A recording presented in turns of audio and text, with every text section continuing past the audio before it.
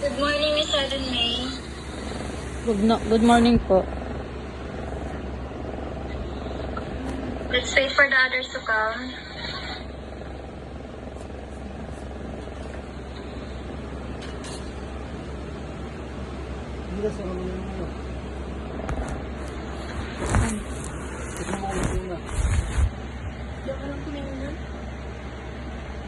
Good morning, Mr. Rico.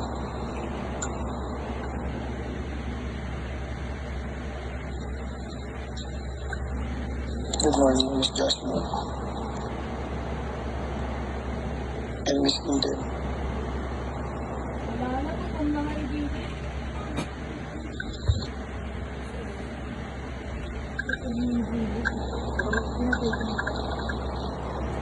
Morning, guys.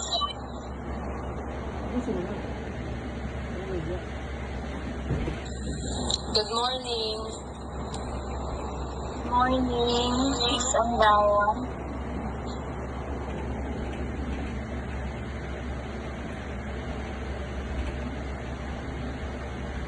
Hi, everyone. Good morning.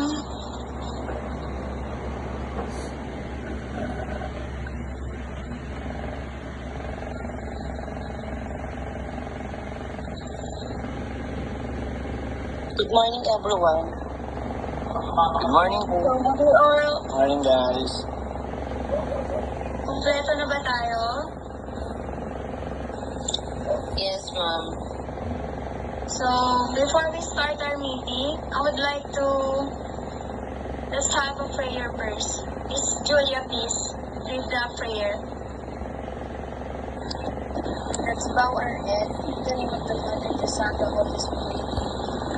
Our Father in heaven, hallowed be thy name. Thy kingdom come, thy will be done, on earth as it is in heaven.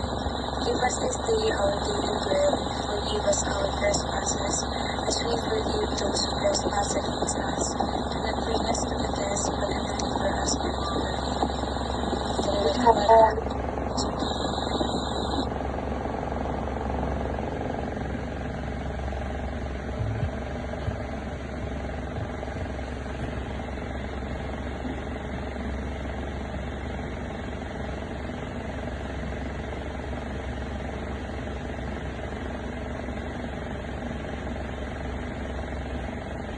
So, good morning, everyone. Thank you for joining our Google Meet discussion for our case study analysis, The Outsider.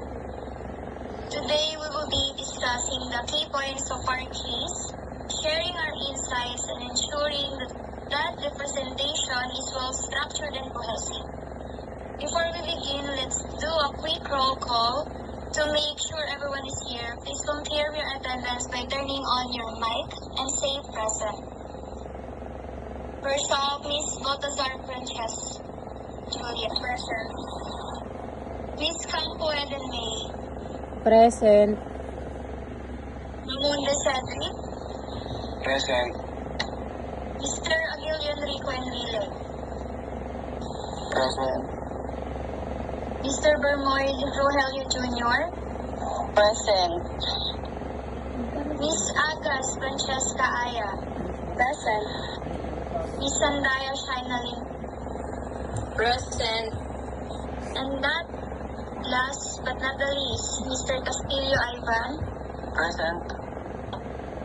Alright, since we are all here, let's start off by briefly reviewing the structure of each study and going over our assigned parts. Everyone has their respective sections, and today I would like to share our thoughts and refine our presentations. Since I'll be handling the introduction, I'll make sure to provide a clear overview of the case study. But before I finalize it, does anyone have any suggestions or key points they think should be emphasized in the introduction? No, ma'am. Okay, so let's start. Mr. Ivan, since you are in charge of the problem statement, can you briefly explain how you plan to present it? Also, do you think the problem was handled effectively by theater movers corporations? Why or why not? Okay, thank you, Miss Jasmine. And let's talk about our problem. The problem in our case study is instead of promoting an internal employee, Peter Movers Corporation hired an external executive, Roger Santiago, as an assistant to the president. The decision caused resentment among existing managers who felt overlooked.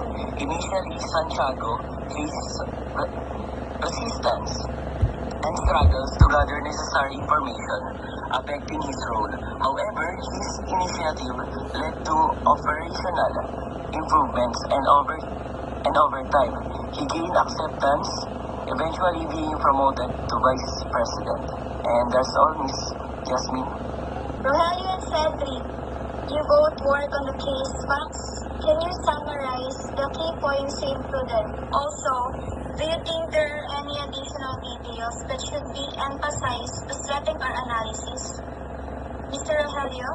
True, Miss Jasmine.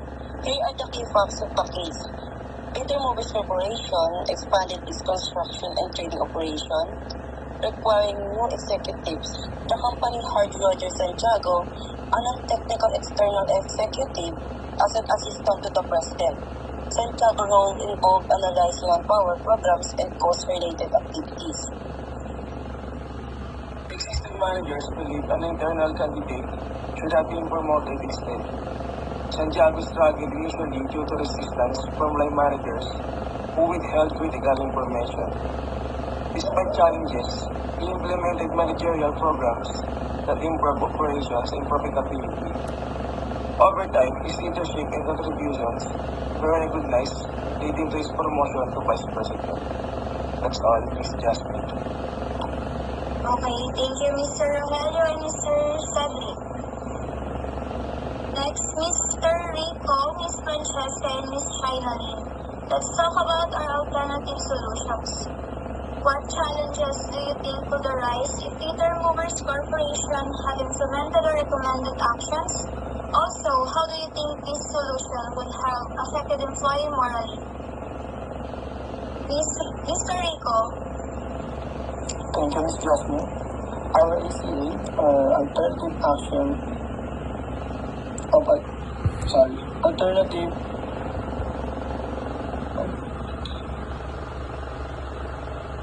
Yes?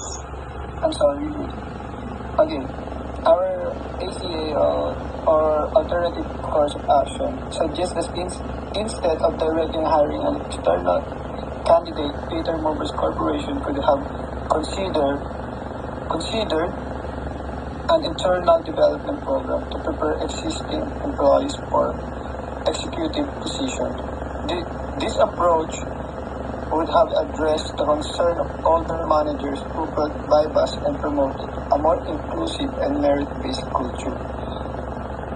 That's all for me, and I will call Francesca to give you more about our topic. Thank you, Mr. Rico.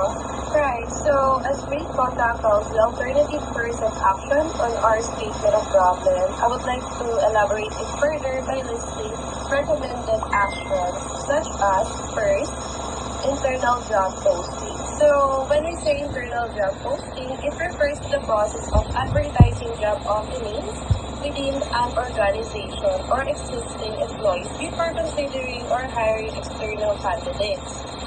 And secondly would be training development.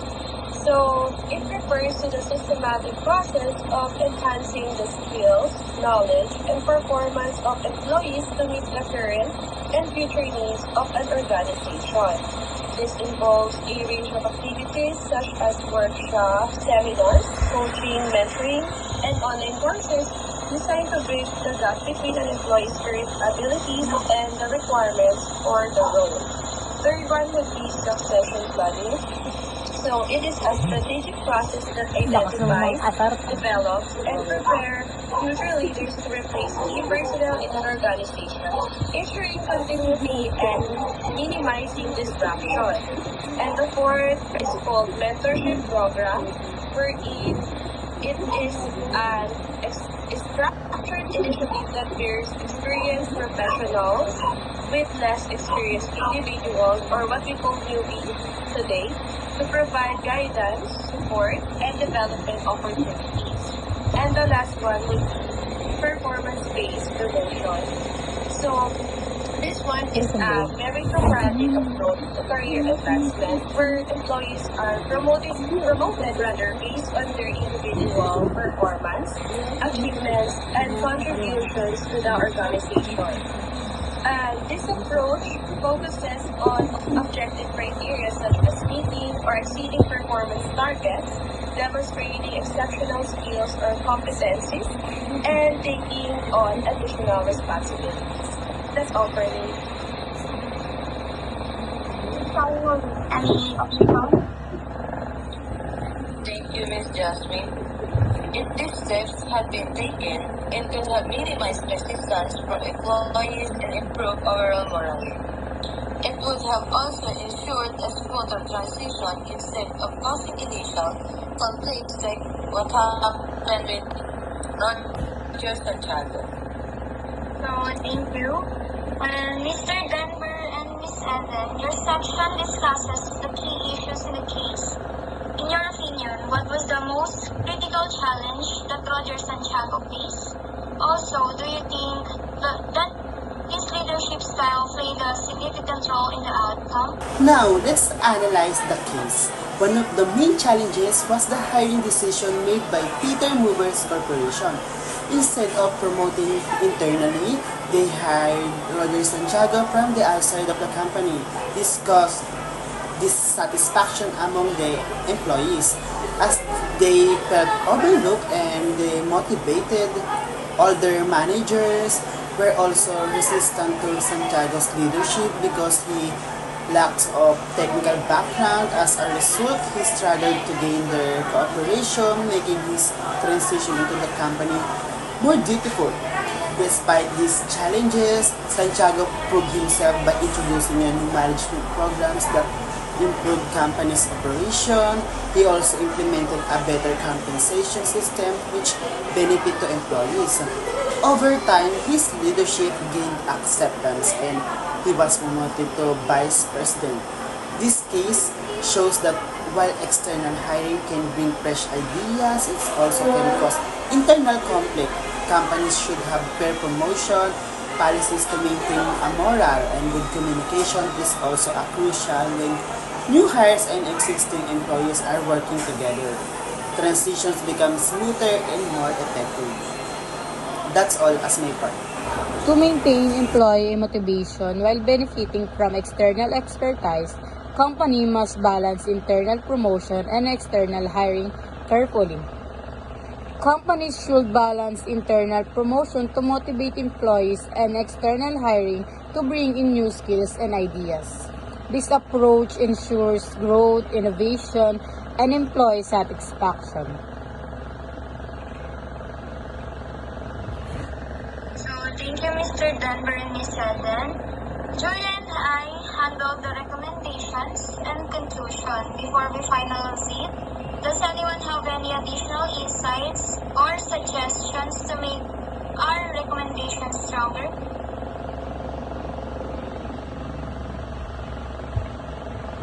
Anyone? So, yes, I'll give one. So, for me, based on our case study, I would strongly recommend that we prioritize internal job hiring over external hiring due to its numerous benefits. Because we all know that internal hiring allows the organization to leverage existing talent, reduce recruitment costs, and minimize the risk of cultural mismatch. I think that's all for me. Thank you, Ms. Sarah. Now let's proceed with Ms. Julia. Our recommendations are, first is enhance internal career growth opportunities to prevent employees from feeling overlooked. So by enhancing the internal career growth, it will give a chances for employees to move up or taking on new roles within the certain company. When people feel like they can grow and get promoted, they are more likely to stay happy and work hard. This helps keep good employees and stops them from leaving or to look for other jobs. The second one is improve onboarding and integration for external hires to reduce resistance and ensure smoother transitions. So, onboarding is the process of helping new employees to get used to their new job. If the company make it easier for them to learn about the job and meet their coworkers, they are more likely to feel comfortable and will be able to start working faster. This also helps them feel like they are part of the team right away. And the third one is to establish fair and transparent hiring policies to balance internal promotions with external expertise. This means by making or having rules that make it clear how the company chooses to promote people or hire new ones, employees need to feel like they have a fair chance to move up within the company. But it's also important to bring new people with different skills. Having clear rules makes everything seem fair to everyone. Like, for example, they promote one of the employees because of the years they worked in the company, not because they are new. And the last one is encourage open communication between leadership and employees to prevent internal conflicts. So it's really important for employees to feel like they can talk openly with their bosses about problems or ideas. If there is a good communication between employees and bosses, of course it can stop misunderstandings and conflicts from happening. So when everyone feels heard, it helps keep the workplace peaceful and productive. And also we should stop gossiping behind the back of bosses because it is likely we are giving a fuel to a fire. So we must do what is the right to have a non-toxic environment. That will be all. So, for the conclusion, Theater Movers Corporation decision to hire externally created initial resistance, but Santiago's contribution ultimately justified the choice. However, to avoid similar conflicts in the future, the company must ensure transparent hiring decisions, develop internal talent, and improve overboarding processes for external executives. Does anyone have final thoughts from the group? Yes, Jasmine. I think what you have said is right. We should, or the organization must prioritize internal job hiring rather than external. Why? For me, that's because by examining the benefits and drawbacks of internal and external job hiring, this study underscores the value of prioritizing internal hiring to leverage existing talent. Also, it is essential to adopt a holistic approach to talent management, one that balances the need for fresh perspective with the benefits of promoting from within. By doing so, organizations can foster a culture of growth, development, and innovation, ultimately driving long-term success and sustainability. That's all. Okay, point, Miss Aya. Thank you. So, does anyone have any more suggestions or final thoughts? Miss May, do you have any suggestions or final thoughts? I don't have any suggestion, but I think this discussion is well structured, engaging, and ensure all team members contribute meaningfully. Thank you. Great discussions, everyone. We've covered all the key points, and I really appreciate your insights. Before we wrap up, does anyone have any last-minute concerns for improvement? Miss Julia, okay, thank you. Miss Aya, do you have any last statement? There's none for me, but I would like to thank all of you guys for taking this study more seriously and for putting so much effort in this.